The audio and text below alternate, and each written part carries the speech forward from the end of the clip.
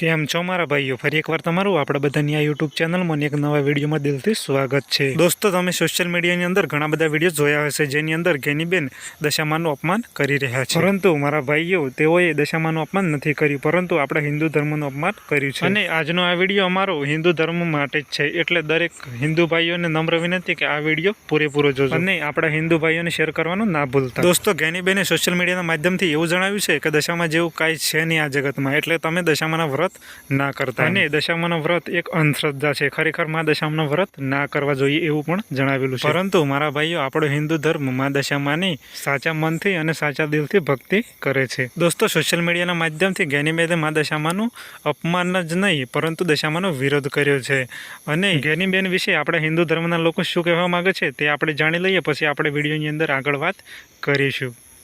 આપણે એક કે પાર્ટી બાજુ બોલવા માંગતા નથી, બરાબર છે, પણ મન ત્યાં દુખાયું કે જ્યાં આગળ કહેવામાં આવ્યું છે કે ભાઈ તમે વ્રત ના કરો, દશામાને ના બેહારશો, જો દશામાં ના બેહારવાથી તમારી દશા ફરી જતી હોય તો દશામાને મારા ઘરે મૂકી દો અને ભુવાઓ જોડે જવું, માતાજીને માનવું એ અંધશ્રદ્ધા છે। તો હું એટલું જ કહેવા માગું છું કે ગુજરાત એ દેવભૂમિ છે, બરાબર, અને બનાસકાંઠા કે જ્યાં આગળ માતાજી અને ભગવાનને સર્વસ્વ માનવામાં આવે છે, આપણો દ્વારિકાધીશ હોય કે એ દશામાં હોય, બરાબર છે, બધું સર્વસ્વ જ છે આપણા માટે, ગુજરાતીઓ માટે। તો તમે આવી વાતો કેમ કરો છો, શું કામ? હું બનાસકાંઠાની। દોસ્તો, આ વિડીયોની અંદર આ બેને કેટલી સરસ વાત કરી, ચાલો હવે આગળ જોઈએ આ ભાઈ પણ ગેનીબેન વિશે શું કહેવા માંગે છે। જય શ્રી રામ। આજે 18 વર્ષને અપીલ કરવા આવ્યો છું કે એક થઈ જાવ। સજા લટકાડી હોય ને તો હિન્દુ ધર્મની લટકાડો, સનાતન ધર્મની લટકાડો।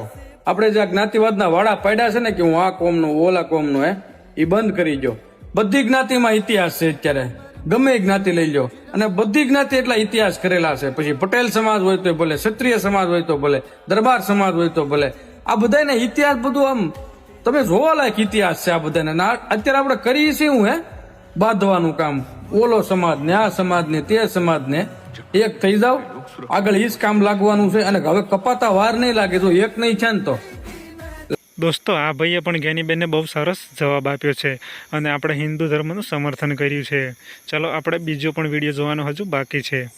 કોઈ પણ ધારાસભ્ય કે સાંસદ સભ્ય દેવી દેવતાઓને ટિપ્પણી કરતા પહેલા ધ્યાન રાખવું, તમારી હોશિયારી અને તમારી તાકાત વિધાનસભા સુધી બતાવી। જો ધર્મશાસ્ત્ર અને દેવી દેવતા ઉપર ટિપ્પણી કરી તો આ સનાતનીઓ ગમે ત્યાં ગમે તે કરી શકે છે, એનું પણ તમારે ધ્યાન રાખવું। એટલે ધર્મશાસ્ત્ર સાથે કે હિન્દુ દેવી દેવતા ઉપર કોઈ પણ પ્રકારની અભદ્ર ભાષામાં ટિપ્પણી ન કરવી। તમારે તમારી રાજનીતિ કરવાની હોય તો રાજનીતિમાં ધ્યાન આપવું। હર હર મહાદેવ, જય શ્રી રામ। મારા ભાઈઓ, આ ભાઈએ પણ તેમના દિલની વાત કરી છે અને ગેનીબેને મા દશામાનું અપમાન કર્યું તેના વિશે ઘણું બધી વાતો આપણને સમજાવી છે। હવે ચલો આગળ વાત કરીએ। જય માતાજી। હમણાં જ 2-3 દિવસ પહેલાં એક વિડીયો વાયરલ થયો જેમાં ગેનીબેન ઠાકોર જે સાંસદ છે જેમને એક નિવેદન આપ્યું કે દશામાના વ્રત ના કરવા જોઈએ અને જો તમને નડે તો તમે મારી પાસે આવજો। તો માનનીય સાંસદ શ્રી, આ દેશમાં ધાર્મિક સ્વતંત્રતાનો સૌને અધિકાર છે અને કોઈ પણ વ્યક્તિ કોઈ પણને માની શકે છે।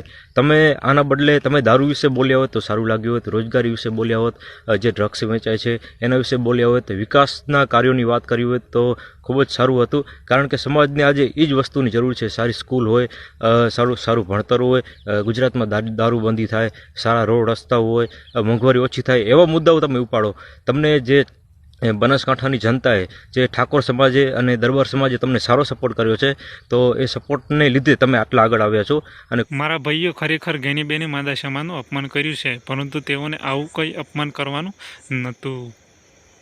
કે તમે જેટલા દેવને માનો એ બધા દેવની છબી લાવીને 50-100 રૂપિયાની દીવાબત્તી કરજો, પણ જ્યાં સુધી તમારે ત્યાં લક્ષ્મી માતા અને સરસ્વતી માતા આ બે દેવીઓ ના આવે ને ત્યાં સુધી આપણો ઉદ્ધાર થવાનો નથી।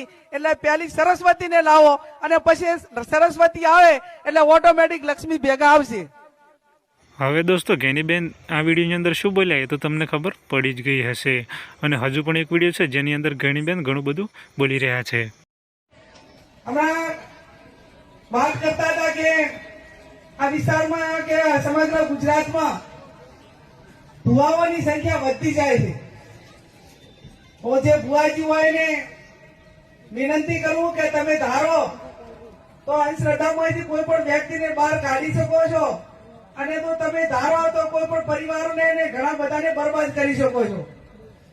તો દોસ્તો આ બધા વિડીયો જોયા પછી તમને તો ખબર પડી જ ગઈ હશે કે આપણે હિન્દુ ધર્મનો પાવર કેટલો છે, કારણ કે કોઈ આપણા ધર્મનું અપમાન કરે અને આપણે સાંભળી લઈએ તેવું બની જ ના શકે. દોસ્તો આજનો વિડીયો આટલા સુધી, અને આજનો અમારો આ વિડીયો અમે સોશિયલ મીડિયાની અંદર મળેલી માહિતીના આધારે બનાવેલો છે, એટલે કોઈએ મગજ પર લેવું નહીં. આજનો વિડીયો ખાલી મનોરંજન માટે બનાવેલો હતો. દોસ્તો આજનો વિડીયો આટલા સુધી, અને આજનો અમારો આ વિડીયો જો તમને ગમ્યો હોય તો તમારે આ વિડીયોને એક લાઇક કરી દેવાનો છે, તમારા દોસ્તોમાં શેર કરી દેવાનો છે, અને હજુ સુધી તમે આપણા બધાની આ યુટ્યુબ ચેનલને સબસ્ક્રાઈબ ના કરી હોય તો પ્લીઝ યાર હમણાં સબસ્ક્રાઈબ કરી લો, જેથી કરીને અમારા આવનારા દરેક વિડીયો નોટિફિકેશન સૌથી પહેલાં તમારા ફોનમાં આવશે અને તમે અમારો આ વિડીયો જોઈ શકશો સૌથી પહેલાં. દોસ્તો મળીએ એક નવા વિડીયોમાં, ત્યાં સુધી જય હિન્દ, વંદે માતરમ.